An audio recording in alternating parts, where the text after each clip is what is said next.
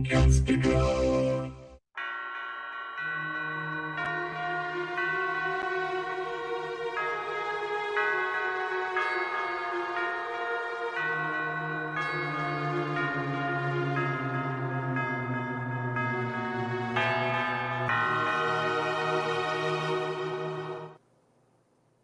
to the show. My name is Alex, and I have a special guest with me, Samantha Brown.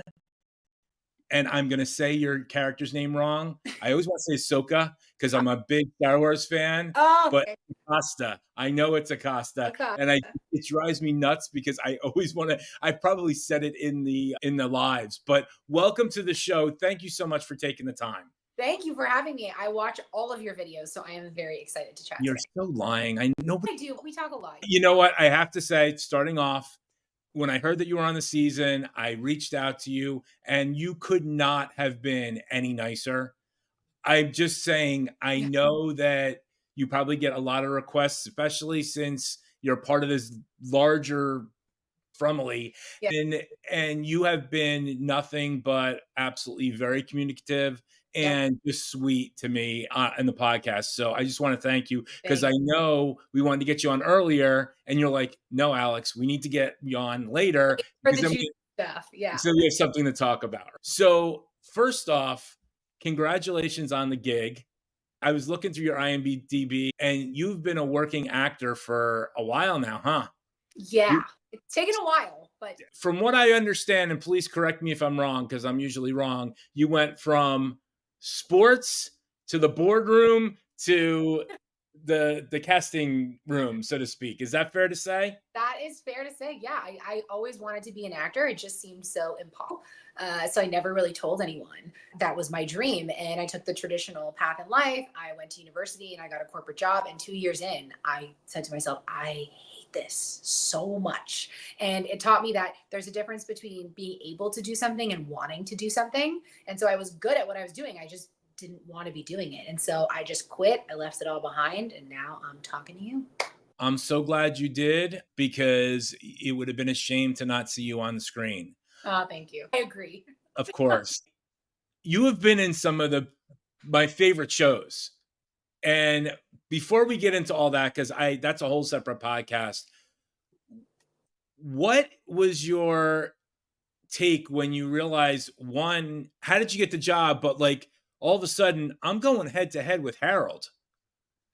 Okay, so there's a lot to unpack there. I had heard about the show. It was on my to watch list. My friends and family kept telling me to watch it. And so it was like up next for me. I think I was watching Succession and then I was going to watch From. And then I got this audition and all it said was rookie cop recurring on From. And I was like, oh, this would be awesome. Of course, I'm not going to get this. It's always the one you really want, you're never going to get. And so I threw myself on tape. I sent it in. And then I got a call back. So I thought, okay, I got to watch at least one episode. And the second I watched that episode, I thought, oh my God, I am hooked on this show. It is amazing. I'm now going to be devastated if I don't get it. So I'm happy that it swung my way. I didn't know I'd be working with Harold Perrineau as much as I get to do on the show. So that was a blessing. But yeah, you're nervous, you're excited, you're anxious. There's a whole whirlwind of emotions that go on with it, especially being on a show that's already established. That was my next question. You have been on a couple of shows where you have had to come in as the new person, and whether it's What to Do in the Shadows or I can't even think of the other Chucky and all the other stuff that you've done. How is that as an actor hard, but knowing that you're going to be sticking around for a little bit? It seems like the cast is this network is started with The Walking Dead. And I have the feeling that The Walking Dead and From have the same type of thing where it really, from a family, it's really about keeping everybody happy and you're one unit. It's like you against the world kind of stuff. How was the welcoming from you from the cast? Yeah. So first off, I personally hate joining a show after it's been on for a while, just because you always, or for me, I'll speak for myself, I always feel like the new kid on the block. You always feel like people are going to be like, what are you going to bring to the table? Right. But Exactly. exactly. And you feel that way. But the one good thing about it is that you have material to watch. So you can see the vibe of the show. You can understand the style and what's going on. So that helps inform your own performance. But in terms of the cast, everyone was so welcoming, so kind, never treated me like I was the new girl. We had a cast dinner where I got to meet everyone. And I look back and I thank God for that dinner because it's such an ensemble cast that if your character doesn't interact with any other character on the show, you could never interact with that actor the entire time you're filming for 5 minutes. Exactly. So, and then also I thought, there's so many actors that I don't want to get to set every time before I have a big scene and then be meeting these actors for the first time. There's always that sort of introduction that you have to go through. So I'm glad that I went to that dinner because I got to meet everyone. They were so nice. It made me feel comfortable. And then I could just focus on the work. I know it seemed like you just got thrown in terms of the way you came into the show. What was your training in terms of have you ever played a cop before? I've played a lot of roles that require a firearm. So, especially like when I was on Why the Last Man, we had extensive training for firearms for film and television. So, I knew about handling that situation, but I've never played a police officer before. So, I did do a lot of research in terms of the academy and your training and what it's like to be a rookie cop, what they're allowed to do, what they're not allowed to do. And I was told very little by the creative team, as a lot of the actors on the show are, which I've Right. now love in a way. But what I did do was say, okay, she's a rookie cop and she's from Maine. What does that mean? Maine is one of the lowest crime states in America, especially in terms of violent crime. She's from Camden, Maine. The population is, I think it's 5,200 people or something So like that. everybody knows everybody. So everybody knows everybody. She's probably never seen a dead body in her life. She's never pulled her gun in the field in a real life situation aside from training. So that alone tells you so much about her and why she's doing what she's doing.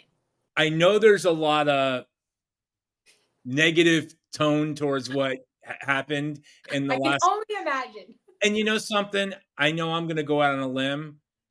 They're all full of crap because they have no idea what the heck is going on. Right. And I'm going to tell you, I'm an EMT. I volunteer, all this Oh, other stuff, whatever else. And I know a lot of police officers. That makes me not knowledgeable in any way. What I mean by that is the first role of a police officer is to never get your gun taken away from you. The yeah. second rule is you always have something behind you know what's behind you. And what really makes me so angry as a fan is they gave you so much crap for shooting Nikki. First off, Nikki deserved to die. I don't care what anybody says. You don't mess with anybody in the bathroom. Okay. You don't mess with the penguin in the bathroom. But when you shot quote unquote Nikki, you were looking at a effing monster. Right. A And lot of people everybody think she aimed for Nikki, but no, it was a monster that she shot at. between you and I know you were because the whole bathroom incident, but we know you were aiming for that monster. Yes. No, and I get that. And see, but that's what really bothers me is because and what I love about it is the passion that people have for this type of stuff. But at Yeah. the same time, it's like, are you kidding me? Now, we've been asking this of all the actors, and this relates to what your time as a police officer. And I guess I didn't realize that you were a rookie cop. I just thought you were just a cop, if that A makes sense. rookie. Yeah. It makes more sense now. Yeah. Watching the show and being part of this season, which could not be any darker than it could be. Do you believe like love is the Achilles heel for the survivors? That's a good question. I would say hope, right? Because I think the whole if you're not hopeful that you can get out, you're going to stop trying. And I think we're seeing that over the course of the season. So I think it's hope. I think a lot of what's going on in the show comes down to hope, people losing hope, people trying to instill hope in others. Do you think that's why Tilly got killed? Was because she was being hopeful towards Fatima at that point, and then the entity or whatever's inside of her killed her? I think that Tilly, the main reason that she was killed is because it's just further trying to break Boyd. Because now Boyd, you're going to see, it's obvious he's going to be put in a situation of what do I do? This is my I daughter, get it. right? So I do think, but again, that's to break Boyd's hope, right? If you don't have hope to get out, then you're not going to try anymore. And that's what I hope Acosta brings to the table is a new, energetic vigor of hope to get out. I don't know how long she'll have that hope for. I hope that she holds on to it forever. I think that when you went to the uh, Boyd Sheriff Station, I think two wrongs don't make a right. There was no right in that, but it was right that you went in there. But I think Boyd was has been totally and utterly out of line. It's not himself. If you had came in one season before or even season one, this would have been a completely different thing. I guess my question is, when you were playing Ahsoka, I keep saying it. Sorry, fans, and I'm not editing it. I'm sorry. I refuse at this point. And for those of you that are listening, I think I'm speaking to Samantha Brown. When you were in that moment, what are you thinking about this place? Because nothing is making sense. And I'm not talking about people. We're going to talk about when you talk to Kenny, but like when you're talking to Boyd, I kind of what is going through your mind and how did you play that? So the scene with so I'll separate the two scenes, right? Like you said. So the scene with Boyd is it's so much more than the gun to her. So it is the gun, but it's I came into this town. This is how I'm justifying the writing, right? I came into this town. I made a mistake. I saw two of my friends' throats get slashed. There are these now supernatural creatures that I'm supposed to believe in. I was physically attacked by Boyd in Colony House. I am not allowed to speak and was humiliated in the town meeting when I was trying to defend Tabitha, who I made a mistake in that situation as well. I then tried to come into your office and be a team player and show remorse and try to give ideas and try to move forward and work together. And you've now taken my weapon. So every single scene of hers up until this point, she has been beaten down. And people could agree with that. People could not agree with that. But from her perspective, that's how she feels. She's still, it's like you said, you can have two things can exist at once. She can have made these dire mistakes, but then she can also be, being a little bit misunderstood in the town. And so I think when she goes to get her gun back from Boyd, she's thinking, I have to teach these people that I can't be walked all over on. If I do not stand up for myself, I am dead here because I have Right. no allies, I have no friends. I don't You don't know. have a place to sleep, I don't think, at this point. Right. No. And I think when I hear people say, "Oh, why does she want her gun back? The guns obviously don't work." Are you kidding me? Of course she wants her gun back because she doesn't know, one, if there are other creatures that are out there that the guns work on. She doesn't know. She also wants it to protect herself from humans because she doesn't know if Nikki's got a boyfriend who's going to come and attack her and seek revenge. She doesn't know if Jim is mad that she handcuffed his wife and left. She just wants that gun for protection and also to stand up to Boyd and say, you cannot continue to treat me like this because then she's literally going to die in this town. All I'm going to say is it sounds like you've had to answer that question a lot. I have. I'm sorry because It's you're like wrong. it's No, I but don't there's even prepare that. It's just that's how I justified it in my mind. no, they're so wrong. And it's because people don't understand how police officers work. And Mm-hmm. I'm not trying to be funny. I'm sorry that I'm going on this because a friend of mine told me, not that people need to know this, I teach CPR and first aid for a living. So I know a Okay. lot of cops and all this. When you want to make sure the scene's safe, you want to do all this other stuff. But like when a police officer pulls somebody over, they check themselves. They make sure everything is where they're supposed to be. And you do know the AMTs, you do know all this other kind of stuff. And I know I'm going into this because maybe it's a little too personal to me Mm, because as much as it's Frumley, it's also that whole fraternity of police, fire, EMS type of stuff. And yeah, you did the dumbest things you could possibly do, but you didn't know what the rules were. right. And then you go and see Kenny, and God love Ricky because I don't know how he stays as he seems it seems like he's a very positive guy and all this outside of this because we've interviewed him and whatever else. But the poor guy has been beaten down. And I just love the conversation between you and him, and especially it being in the diner. Could you just talk about that scene? Because it was so special and he needs a friend. Yeah, I love that scene. It encompassed so many things to me. So one, it was if you really zoom out and look at Acosta's experience so far as to what we've said she's gone through, she's murdered someone. I can't even wrap my mind around what that would feel like to be the cause of someone's death. I even had a hard time processing it when we were filming it.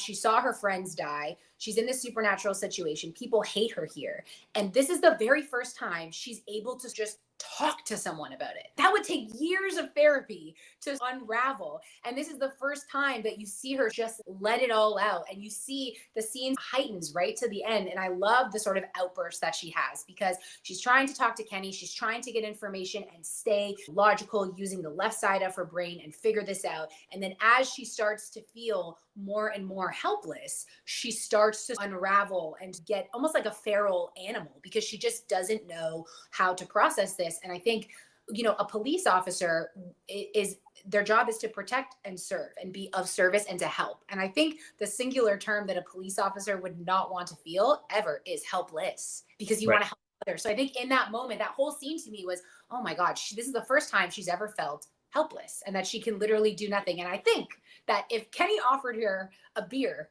instead of tea, I think the scene would have went differently because I don't think she's a tea girl.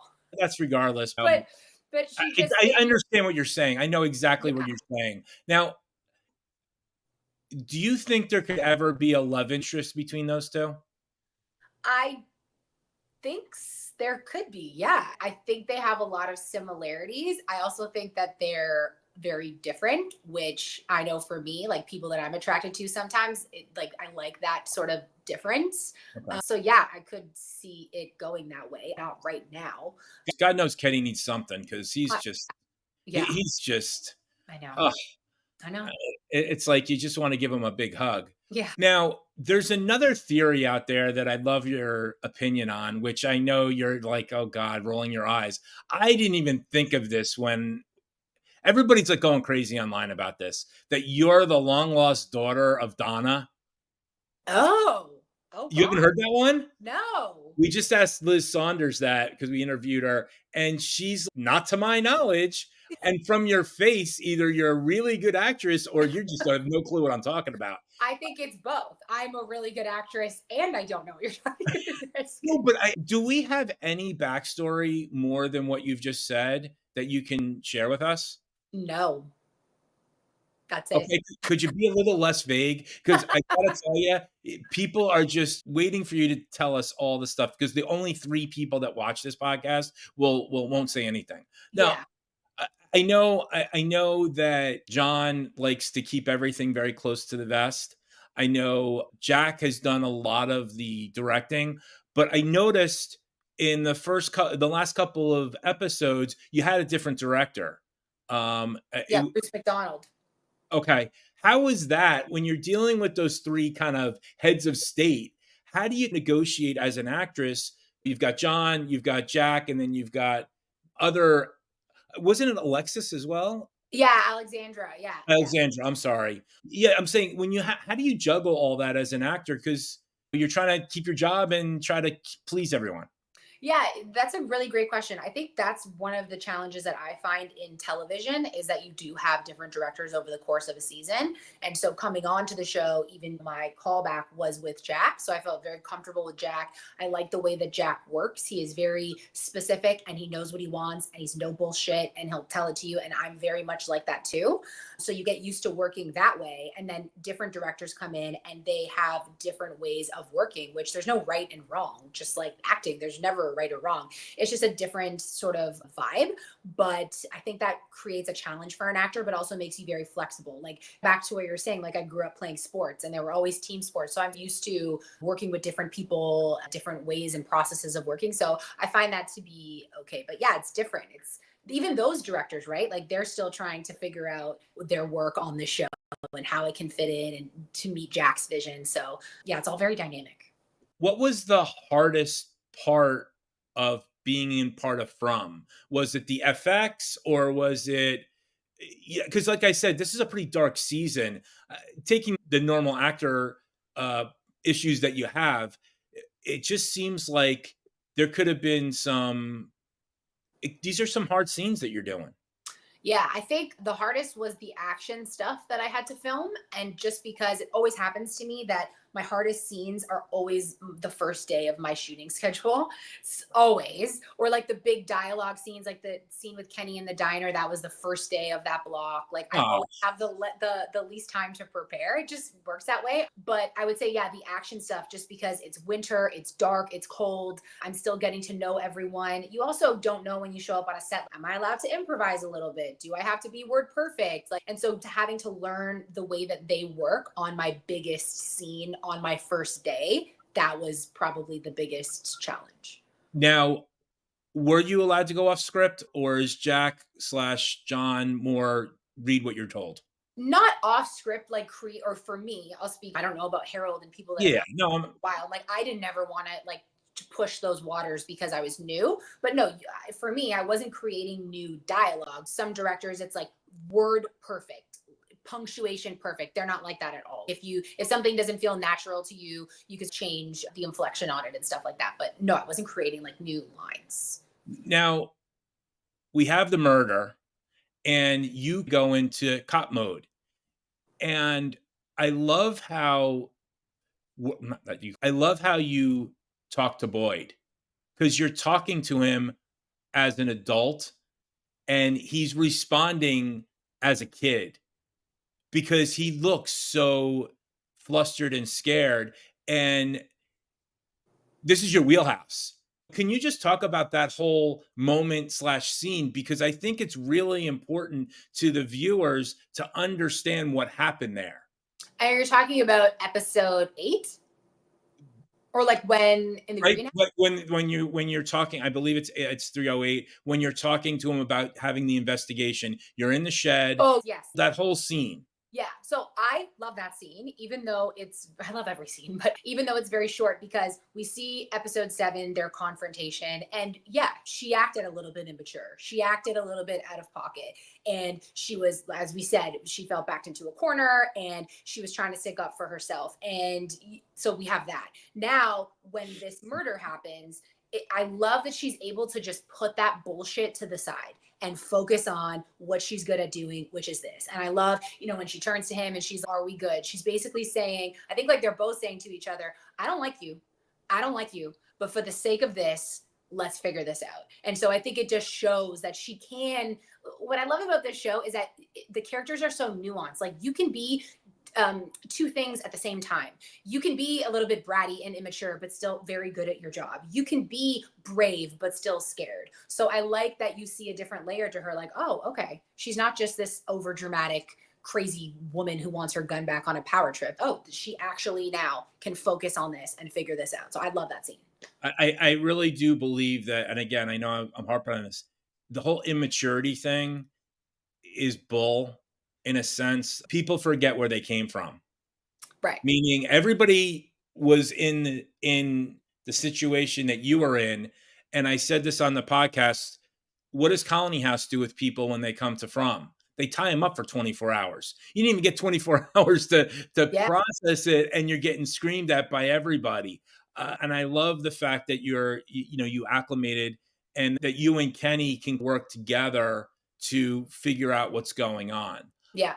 I think that was important. I also, I'm a little, and again, I'm going to talk on both sides of my mouth. I was a little taken aback the way you reacted to the whole Sarah thing. Not because I would have probably reacted the same way, but at the same time, it's like, wait, what just happened? She did what and whatever else, but you didn't even know she existed. And Yeah. it's poor Sarah is, I got my own problems with Victor over here, and you guys are like gonna get the pitchforks for me, and I haven't seen anybody in days because I Yeah. don't think it's been that long. So I just find it all. I don't know where the question is and all that.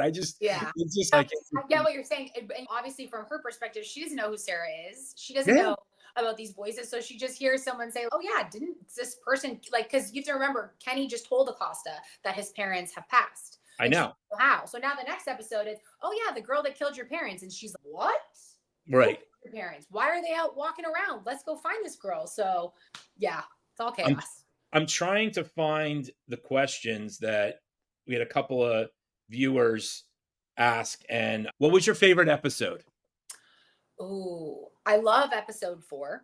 like Tabitha's re-entry into From. I think it's awesome. I think the adrenaline in that episode from start to finish is incredible. And I love the finale. I think whatever people expect the finale to be, it will surpass your expectations. Are we going to get some answers? Yes. Yeah. What I love about the finale is that you're not going to get the finite answer because then the show would be over. No, I get that. Right. But a lot of people have a couple different theories swirling in their mind. It will cut the fat on that and it will hone in on one lane. My take is I hope that they answer the question of why, regardless of them getting out. I just would like, why? Why is this collection of people? Again, I know you're not going to answer that, which I don't want you to because I want to see it because we go week to week. We do not watch the whole season. So I don't have a clue what's going on. Okay. So I literally, when I say I don't know, I don't know. Yeah.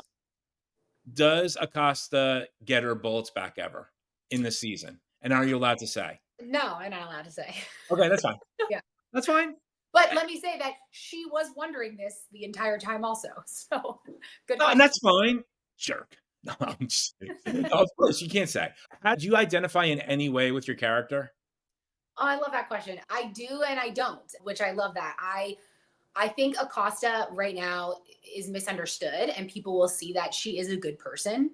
She's not on some power trip. She doesn't have this big ego. She's trying to take up space in a place where she feels alone. And I like to view myself as a genuinely good person. Where Acosta and I differ is, I feel like police officers, and you would know this from what you said also, it was like, if you're front of the line worker, you have to put on a mask when you're at work, right?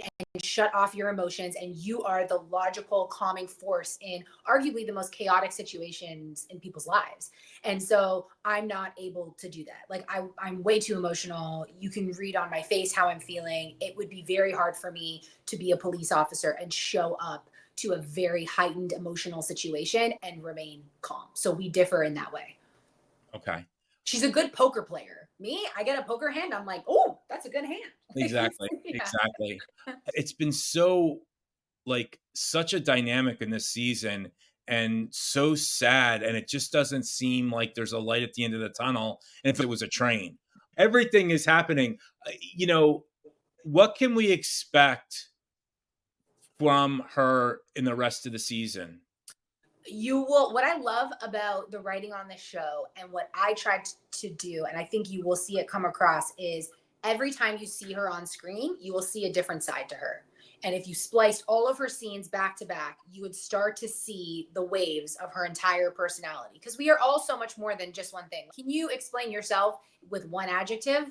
Of course not. And if you could, that would be weird. So I'm excited to, over the course of the season, you start to see different sides to her and she levels out and you'll see different textures to her. And I'm so excited about, we don't know if I live or die. We can't say anything. But I think with the way that the writing has gone, you really don't know what's going to happen to her. Could she team up with Boyd and start as enemies and as friends type situation? Will she go off and do her own thing? She's in a really interesting spot right now where it could go so many different ways. And that's so exciting as an actor. Right. No, I think it's a great thing. And I'm hoping that you get to go to the next season. And I hope that you survive at least this season finale. I know from what we've seen and what we've analyzed, everybody has a purpose in this place. Like the EMTs, their purpose was to get you to From. Mm-hmm. That's all they were supposed to do. Mm. Your purpose was, we don't know yet. Right. You have this. Or maybe it was to kill Nikki. Maybe, but because for of the bathroom issue. Yeah. No, but it has to be something more than that, obviously. Yeah. And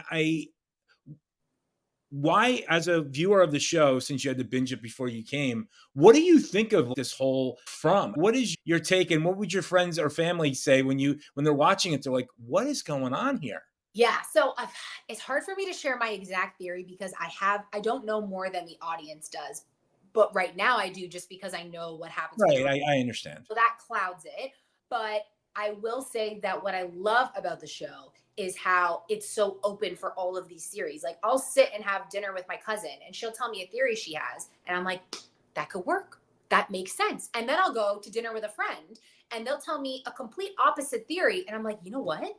that also makes sense. And that's what I think is keeping the show alive too, and so engaging for viewers is you can have all these different theories and they all make sense. So it will be very shocking once you get the actual finite answer.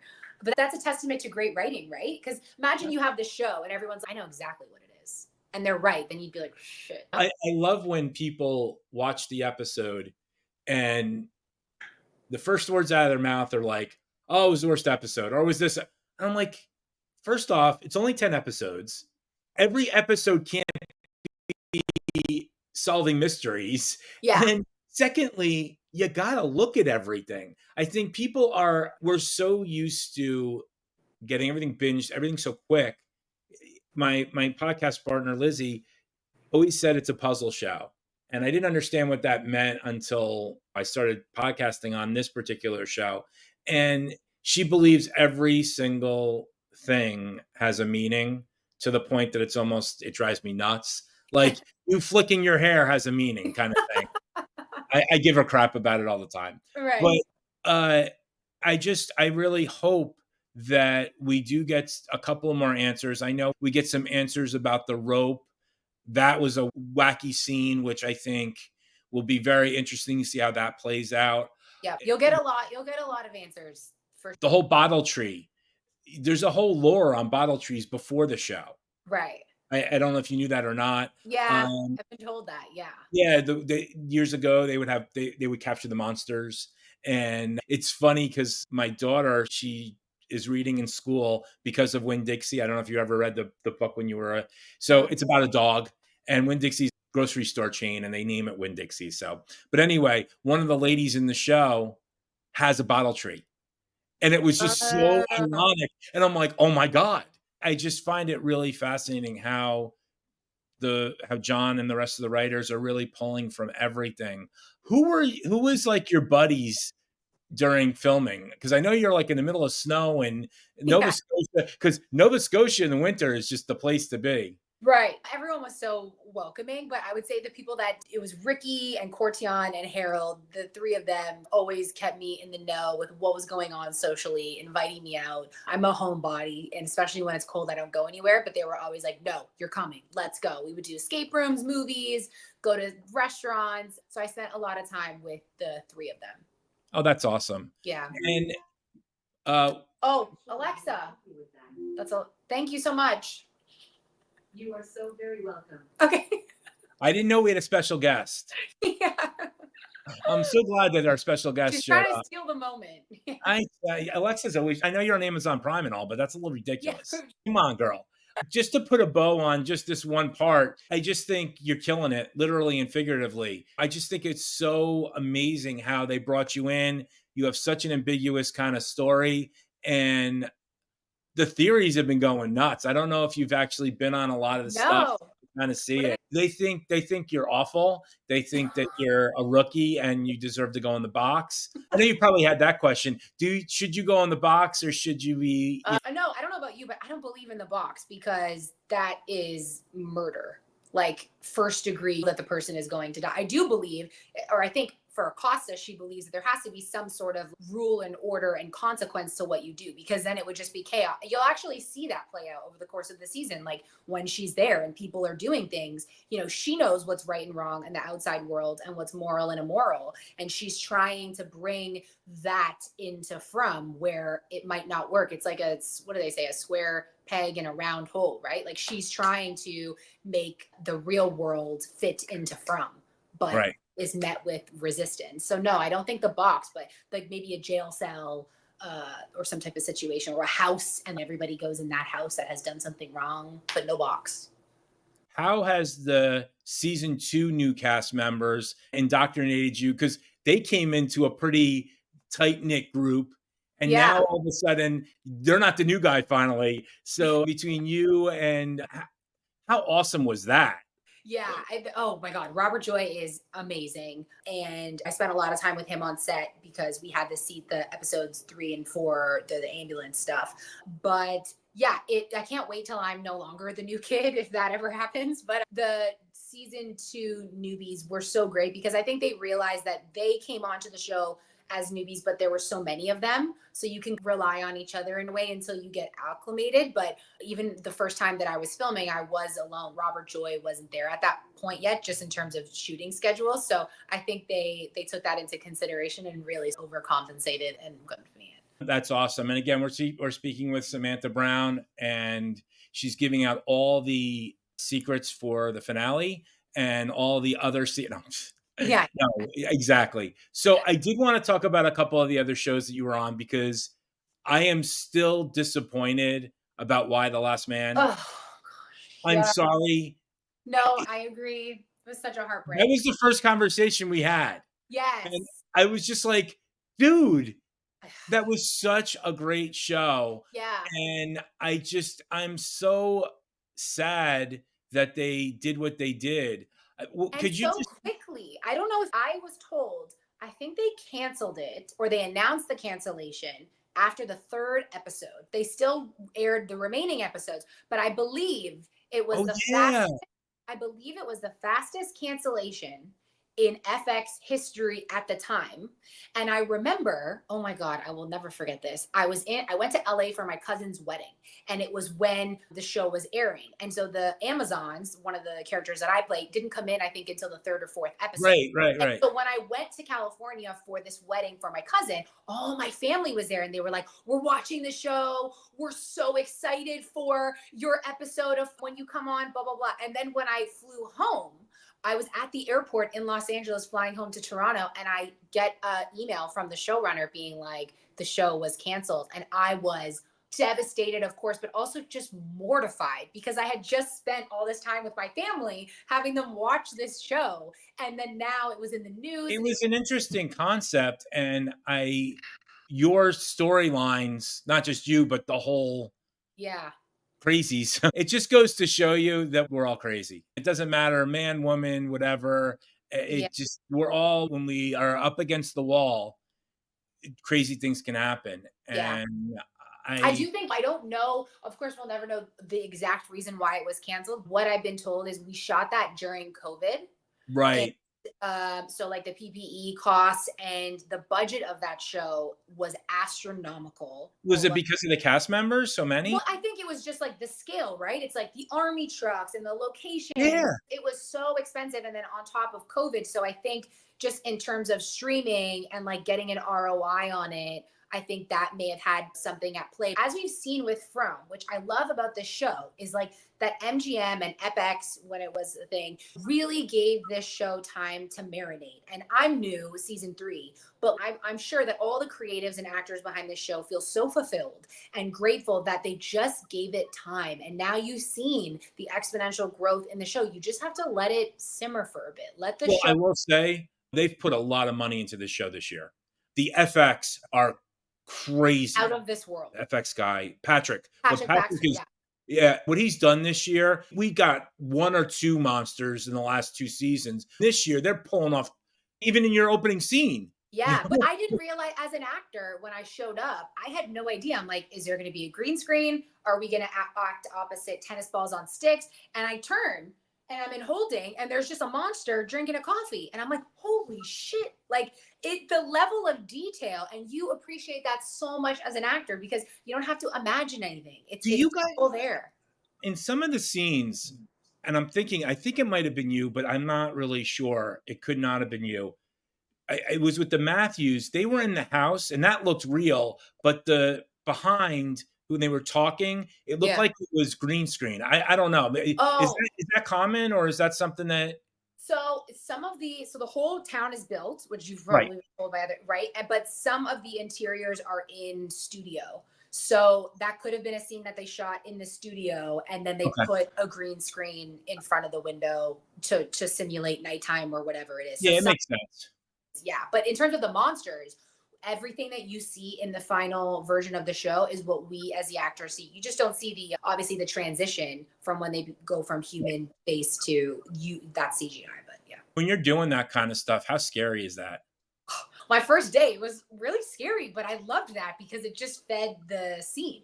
Because to me, it'd be so difficult to just be out in the woods at night And for Jack Bender to be like, look at that tree and be scared. I know that's our job as an actor to do that. I know, right? Now he can just be like, look at this creature and then I think what people don't realize is even when you're shooting that whole colony house when she's running up the hill, like there's no air being coming out of that gun. There's no pressure. There's no sound. You are just miming it, and Okay. you feel like an idiot when you're filming it because you're just like doing this Bang, basically. bang. And so then to see it in the final edit, right, all come together with the music and the sound and the sparks effect looks a lot better. I didn't realize you guys don't use blanks or anything. No, for Y the Last Man we did, but I think since Yeah, we're not going to talk about it.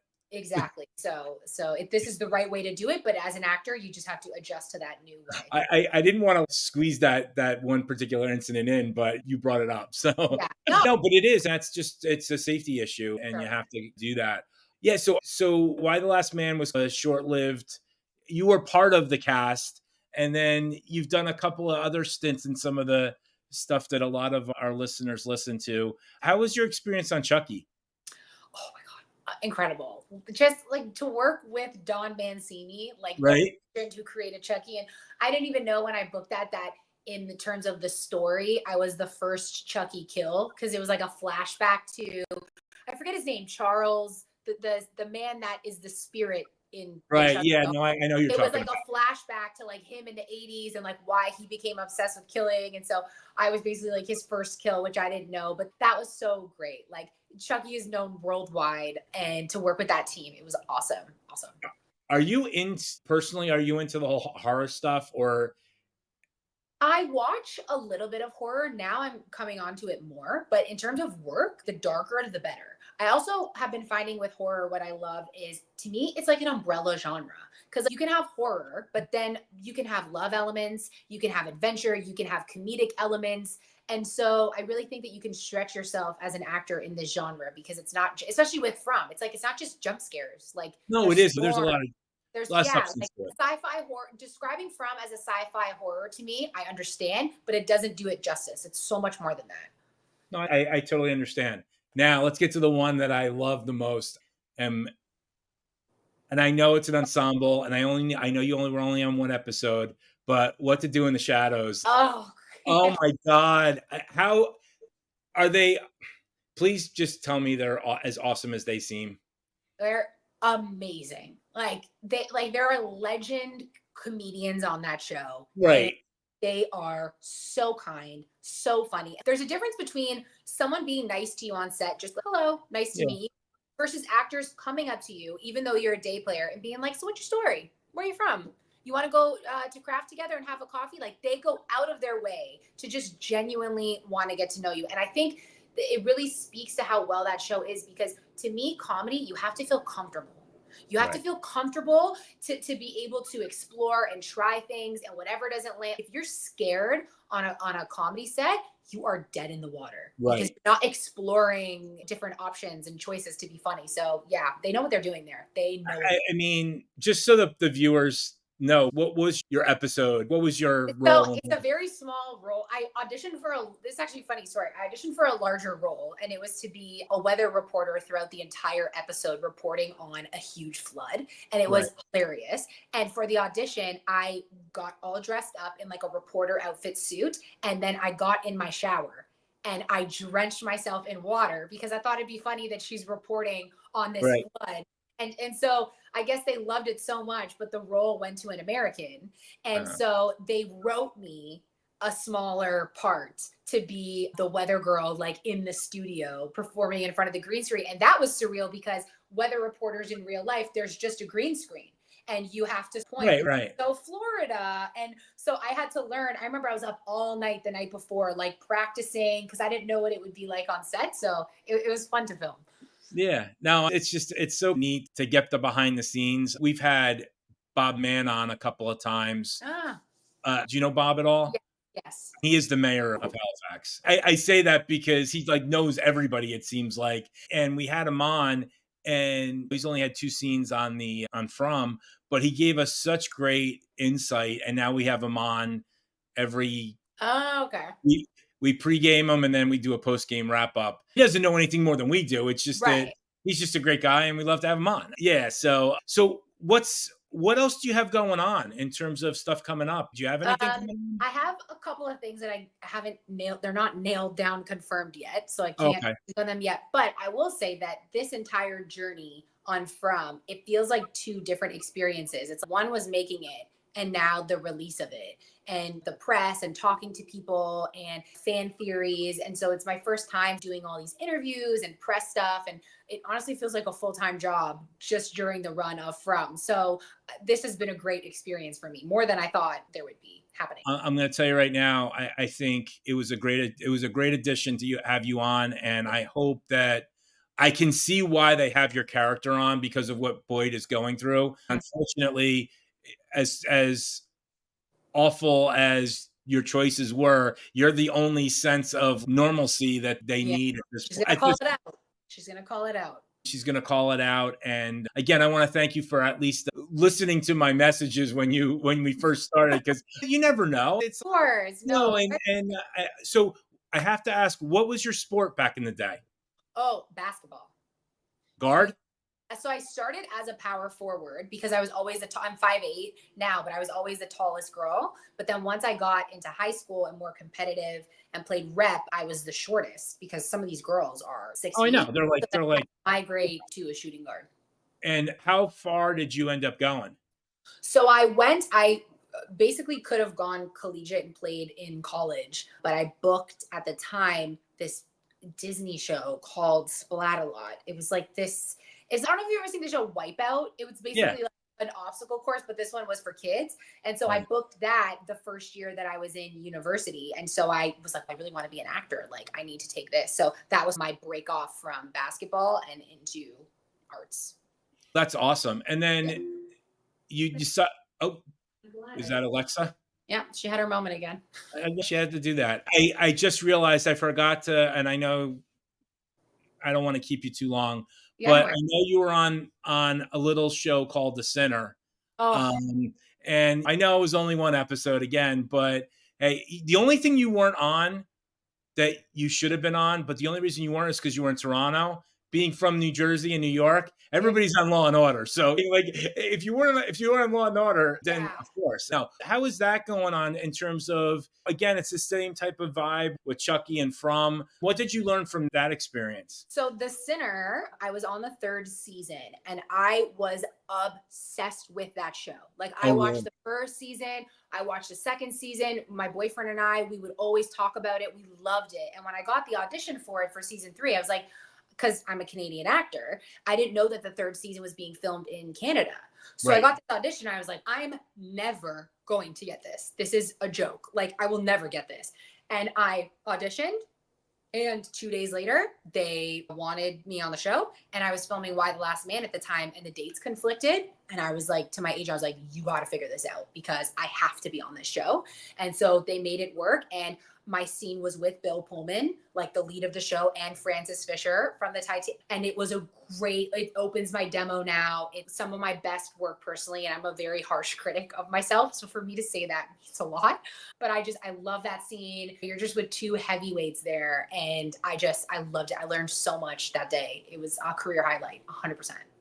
I'm so glad that when you get to meet the people that you admire and want to work with and all that, it's exactly like it should be. And I'm going to say this, you guys have all been, this whole cast has been the same way with us. We've been really lucky. We've interviewed just about all the cast, and this is all we do is this show. So it's not like we do other shows. And I just want to, again, thank you so much. Yeah. And but you know what, to add to that, sorry, one more thing, what you were saying is when I auditioned for the show From, and then I got the callback, it was with Jack Bender. And a lot of the times when you do a callback, you're doing the scenes multiple times. They want to see if you can stretch yourself. But the majority of my call with him was getting to know each other. And now looking back, I get it.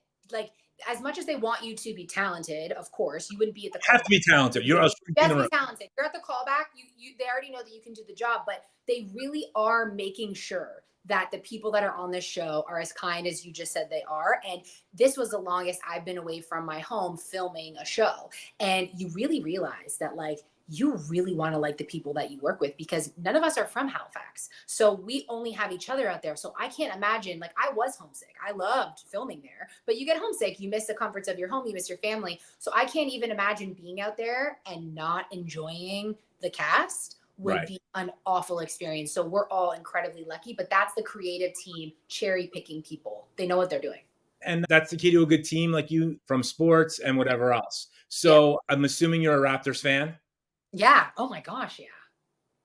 Hey, I'm a Knicks fan, and it's the only Yeah. time we can actually be happy for once, because it's been as miserable as being I'm assuming you're a Maple Leafs fan. Yes. And it's just been like, oh God, one of these Yeah. days these guys are gonna figure it out. They are. They have figured it out before, and they will figure it out again. Exactly. That's why the last time they had a championship was in my first year of being born. But that's a whole. Being a Knicks fan, so there's always hope. There's always hope. There's always hope. But Samantha, thank you so much for your time. And folks, if you have any other questions, please leave them in the comments. If you like what we're doing, please subscribe. Do all those wonderful things. You can even get one of these wonderful From Elise shirts, which I know Sam was going to get one right now. I love that. Yeah. I know we have a Right? season 1 Yeah. poster. We're going to be doing a season 2 poster. I don't know if you saw those on our No. Instagram. No. No, we have one. We can't put you in season 1 yet. We can't put you in season 2 yet. But I promise we're going to be doing a season 3 poster. Hopefully by it's just a matter of getting it all done. Yeah. So, folks, the bell is ringing, so we better go home. Get you home. Let's go. Come on, get in your house. Let's go. Come on.